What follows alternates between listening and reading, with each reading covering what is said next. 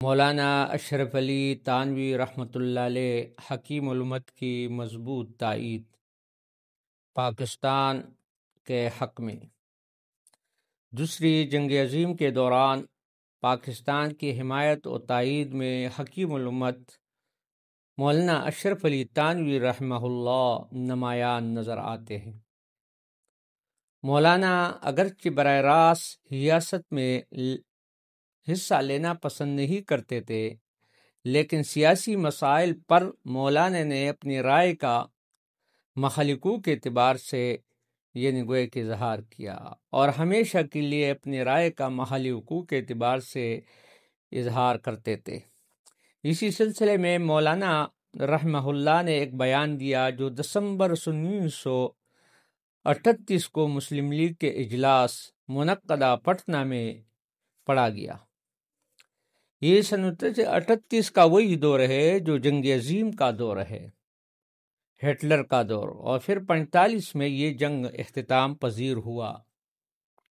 مولانا نے فرمایا تھا کہ اس وقت مسلمانوں کو جداگانہ تنظیم کی ضرورت ہے، کیونکہ یہ بات عقلاً اور نقلاً یہ ثابت ہے کہ جو قوم اپنی جداگانہ حیثیت نہیں رکھتی وہ دوسری قوم میں متعم اور منجذب ہو کر کالعدم ہو جاتی ہے۔ باخبر خلق اس بات سے بخوبی واقف اور آگاہ ہے کہ مسلمانان ہند اس وقت جس دور سے گزر رہے ہیں ان کے لیے مشکلات اور پریشانیوں کا دور ہے۔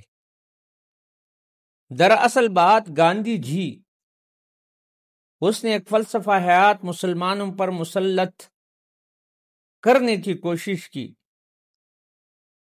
اس لیے مسلم لیگ تنظیم میں شریک ہونا چاہیے۔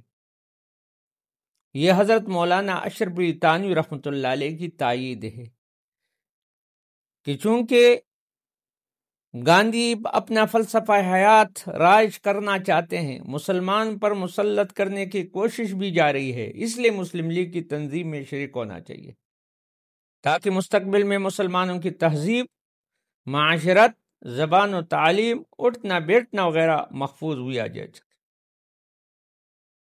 مولانا قائد اعظم کے خدمات کے بڑے معترف تھے، اس طرح قائد اعظم نے بھی مولانا حکیم الامت اشرف علی تانوی رحمۃ اللہ علیہ کے بڑے مداح تھے۔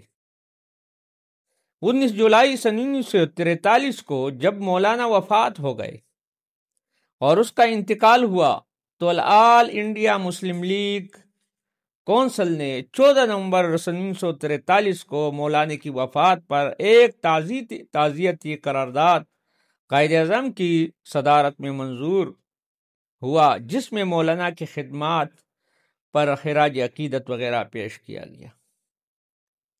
دوسری جنگ عظیم کے دوران جب دوسری جنگ عظیم جاری تھی سن 38 میں برطانوی حکومت کی حالت نازک سے نازک تر ہو رہی تھی،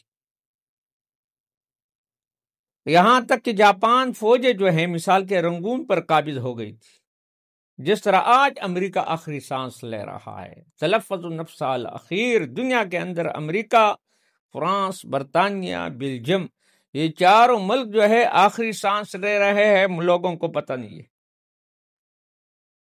اس نازک حالات میں برصغیر کے لوگوں کو حمایت حاصل کرنے کی غرض سے انہوں نے ایک مشن ہندوستان بھیجا، دارالعوام میں، تاکہ مسلمانوں کے لیڈروں کو جمع کرو ہندوں کا۔ لیکن بہرحال 28 کو سن 1942 کے 28 کو مشن جو ہے کرپشن کا وہ مشن جو ہے وہ جو بھیجا گیا تھا وہ مشن ناکام ہوا۔ اب میں یہ بتانے لگا ہوں کہ مسلم لیگ کے اندر علماء کرام نے کیا کردار ادا کیا۔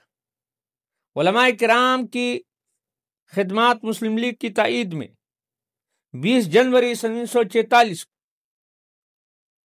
شام کے وقت صوبائی جمعیت علماء اسلام کا ایک اجلاس اسلامیہ کالج لاہور کے گراؤنڈ میں منعقد ہوا، جس کی قیادت علامہ شبیر احمد ثانوی مفسر قرآن نے کی، اور یہ علامہ عثمان رحمۃ اللہ کی صدارت میں منعقد ہوا، جس میں شیخ الاسلام نے فرمایا کہ علماء کرام نے اس کی حمایت کا بیڑا اٹھایا ہے، پاکستان کی حمایت کا بیڑا علماء نے اٹھایا ہے۔ اس اجلاس میں قرارداد منظور ہوئی کہ قائد اعظم پر ہمارا مکمل اعتماد کیا ہے، اور ہم نے اعتماد کیا ہے، اعتماد کرتے ہیں۔ خطیب اعظم جمعیت علماء اسلام کا اس وقت مولانا غلام مرشد نے اجلاس میں خطبہ استقبالیہ بھی پیش کیا۔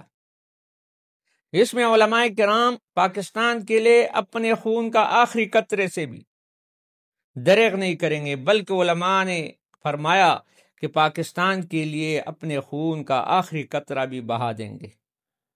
اور 6 فروری 1946 کو مردان میں ایک عظیم الشان جلسہ منعقد ہوا، جس میں جمعیت علماء اسلام کے مقتدر علماء نے تقریریں کی۔ اس میں خصوصاً مولانا عبدالقدوس، مولانا عبدالقیوم کامپوری رحمہ اللہ نے فرمایا کہ علماء کرام حصول پاکستان کے لیے اپنے خون کی آخری قطرہ بھی بہا دیں گے، اپنی جانیں بھی قربان کرنے سے درک بھی نہیں کریں گے۔ اور اس طرح ہوا۔ پاکستان کے حصول میں علماء کرام نے بہت بڑا کردار ادا کیا۔